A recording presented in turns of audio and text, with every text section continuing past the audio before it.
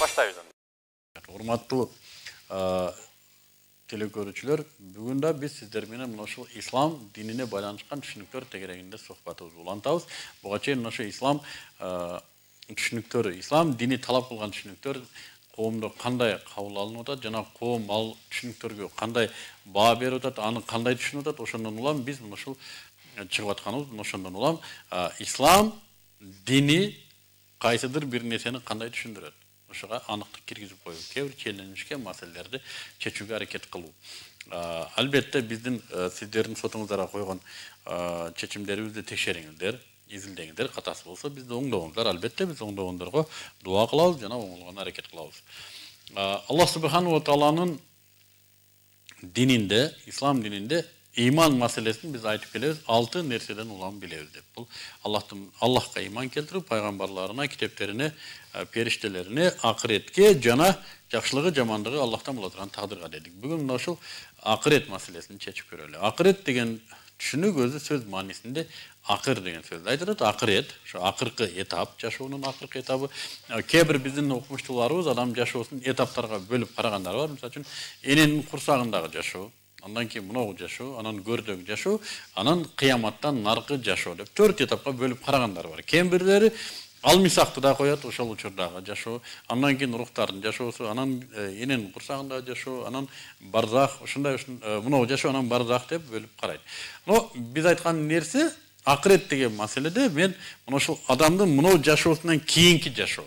Мен ушуну акырет деп бөлөт элем. Анткени ага эмне кирет? Көр азабы кириши мүмкүн. Көрдөгү жашоо болушу мүмкүн. Жана андан ары кыямат, сот күнү жана бейиш жана тозак. Ошо акыркы жашоо. Андан ары эмне болот? Андан ары эмне болоорун Аллах Таала айткан жок. Ошол акыркы жашоо деди. Ошол түбөлүк жашоо. Абадий түбөлүк вечный жашоо. Кимдир тозокко кетет, кимдир бейишке кетет. Экөөнө тең түбөлүк жашоо. Ортодогу чогуу жашоо жок деди. Бүгүн ошол акырет жөнүндө сүйлөшүп көрөлү. Эмне үчүн акырет ыйман түркүгүнө кирди?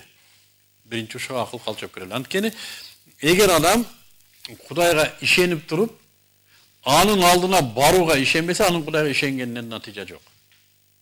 Анын сөзү эле курук сөз, ле. Мен сизди сыйлайм деп туруп бетке бир чапкандай кеп.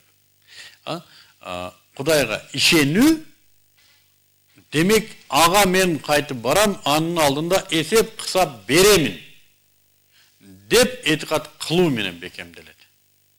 Кудайга ишенүү анын алдындагы жооп берүү менен далилденет. Эми Кудайдын алдында жооп берүү кандай десе, бүгүнкү күндө көп мынау жашоону да келтиришет. Мынеге зулум кылды эле Аллах Таала, аны айдап салды деп Бакиев менен Акаевди көп айтат. Мындай иштерди кылды эле, караңыздар, мындай болуп кетти, бул балдар өлдү, бул ооруп калды, бул ичип кетти, мына ушул Кудайдын жазасы.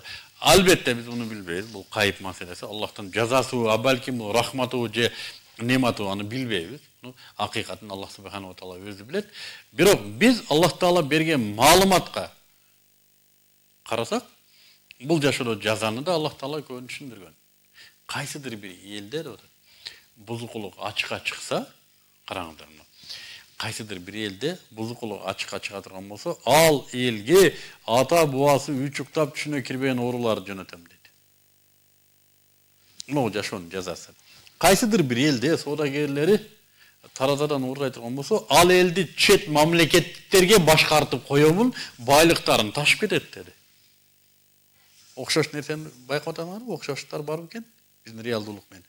Кайсы бир элде менин динимди билип туруп башка нерсе менен жашай турган болсо, ал элге зулум падыша коёмун деди. Элин эзе турган падыша коёмун деди. Кайсыдыр бир элде байлары зекет төлөбөй койсо, ал элге рахмат жамгырлары жаабайт. Жааган жамгырлар жанагы баг дарактар жана жаныбарлар үчүн, карыялары дуа кылса, дуаларын кабыл кылбайм деди. Өтө коркунучтуу хадистер. Булар мына жашоодо Аллах Тааланын уада кылган жанагы жазалары. Эми акыреттеги жазалары Аллах субханаху ва таала өзү Куранда жана пайгамбардын хадистеринде өтө көп сүрөттөлүп келет. Көр азабынан эле башталат. Мисалы үчүн айтат, адамдар көргөн койлар менен адамдар üstü koygan adamlar 7 kadam uzabay turup perişteler keledi. Eki perişte kelip surap kılat. Mar robbuka.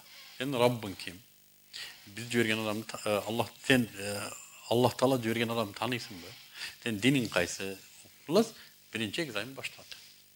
Eğer de mına ошол сунудан жакшы өткөн болсо, Аллах Субханаху ва Таала анын кыяматтан кийинки бара турган жерин көрсөтүп, жана көрө жатканда ал жерден бир терезе ачып коет, ошонун рахаты менен жатат дейт. Эгерде көргө жаткан адам тозокко бара турган адам болсо, тозогуну көрсөтүп, жана тозоктон бир терезе ачып коет, көрүндө кыйналып жатат дейт. Мына ушундай. Демек, акырет көрдөн башталып атат. Акыркы этап көрдөн башталып атат. Анан кыямат, акыреттин бир этабы, ошо кыяматта адамдар Mahşar talatında bardık çoğultulat da jana ошол жерде сот башталат. Ар бир адамга сот персоналдуу түрдө жүргүзүлөт деп атат. Энеден жаңы төрөлгөндөр ошол учурдун ташвишинин тарткылыгынан ушунчалык оорлугунан жаңы төрөлгөн балдардын чача агарып кете тургандай болот дейт. Энелер боюнан түшүргөнүн билбей калат. Ата менен бала бирин-бири тааныбай калат деп атат. Ар бири өзү менен алек болуп калат. Ушундай да бир риваят келет. Адамдар өзүнөн чыккан терге кулагына чейин батып кетет. Мен түшүнөм, кандайдыр бир идиштин ичинде болсо, идиш толуп калышы мүмкүн. Терге ошо кулагына чейин. Бирок ал жер идиш жөнүндө айтылбайт да. Ошондой чоң мейкиндик болгонуна карабай туруп, өздөрүнүн чыккан терге батып калат кулактарына чейин деп атат. Өттү оор акыбал. Ошо адам сотту күтүү процесси. Мына жашоодо деле сот процессин элестетип көрүңүздөр. Прокурорго акча берсе деле, сотко акча берсе деле, мына мен азыр акталып кетем деген үмүттө турган адам деле, туруңуздар сот келетат деген учурдан баштап, жүрөгү ушундай бир алпуруштап уруп турса керек эле. 15 жылга кетемби, 20 жылга кетемби, же 3 жылдан кийин кой береби, же шарттуу кесиленби, туугандар кандай сүйлөштү экен, акчаны аяп койбоду экен, ал адамдын мээсин ачып каратырган болсоңуз, нейрондору кандай иштеп атты экен көрүп таң калсаңыз керек. Бул мына эле жашоодо 15 жыл берсе да өтүп кетет. 20 жыл берсе да өтүп кетет. Эми кыяматтагы сотто ушундай сотту адилеттүү сот деп атат.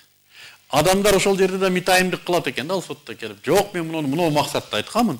Жок, мен муну максат менен бергенмин. Ой, жок, мен мындай деген оюм жок эле депчи. Аллах Таала ошондой бир адилеттүү зат деп атат. Senin bir molekulaçalık, belki atomçalık jakşılığın dağı zarratın hayran yarraq çette kalbayt. Jana şu atomçalık jamandığın da çette kalbayt. Şunday adiletli zat. Adamlar mitayimdi kılıp jok anday bunday devire turgan bolsa özünün deneleri küböөгө kelet деп атат. Allah Taala'nın özüne gana malum bolgon tabiatta adamdын deneleri kübölük берет экен. Жок, бул кол кармаган аны деп. Бул бут барган ошол жака. Бул тил ошону айткан, бул көз ошону караган. Өзүңдүн денеңден өткөн жакын нерсе жок да өзүңө. Өзүңүн денеңен өткөн жакын нерсе жок. Эң жакыным ата менем дейсиң го, ал жөнүндө сөз жок. Өзүңдү көтөрүп жүргөн денең өзүңө күбөлүк берет. Өтө ооrak бол. Анда эмне дейсиң? Өзүңдүн денең өзүңө каршы күбөлүк берет. Sen ушуну кылгансың. Ооба, мен кылганмын ушуну, сен кылдыргансың деп атат. Мына ошол сот. Андан кийин адамдар эки жакка бөлүнөт. Вамтазул яума айюхал мужримун. Кана эми эки жакка бөлүнгүлө.